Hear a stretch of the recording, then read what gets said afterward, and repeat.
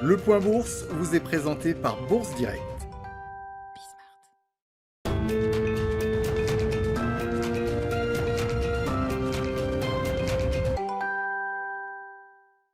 Bonjour à tous, la tendance est hésitante ce matin à la bourse de Paris, le CAC 40 oscillant juste en dessous de l'équilibre.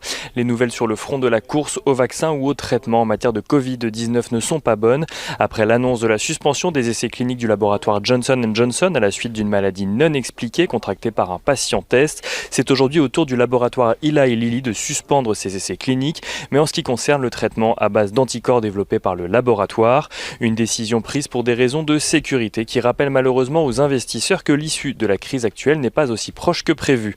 En Europe d'ailleurs, les Pays-Bas ont pris la décision de confiner partiellement le pays, tandis que de nombreuses voix s'élèvent pour un confinement au Royaume-Uni alors que la situation empire.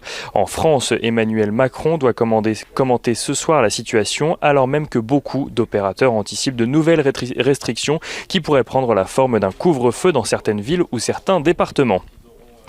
La clôture en baisse des marchés US hier soir, alors même que les résultats meilleurs que prévus de JP Morgan, BlackRock, Citigroup ou encore Johnson & Johnson n'ont pas réussi à inverser la tendance.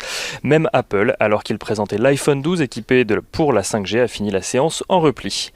Le feuilleton en matière de relance aux États-Unis ne vient pas plus soutenir la tendance à Paris ce matin, alors que Nancy Pelosi a rejeté hier une proposition émanant du gouvernement américain pour un plan de 1800 milliards de dollars, comprenant plusieurs mesures limitées donc pour relancer l'économie américaine. Et côté valeur à présent à la bourse de Paris, Universal Music Group, la filiale du groupe Vivendi, pourrait voir le chinois Tencent augmenter encore sa part au capital. Celui-ci envisage de passer de 10% à 20% du capital donc d'Universal Music Group.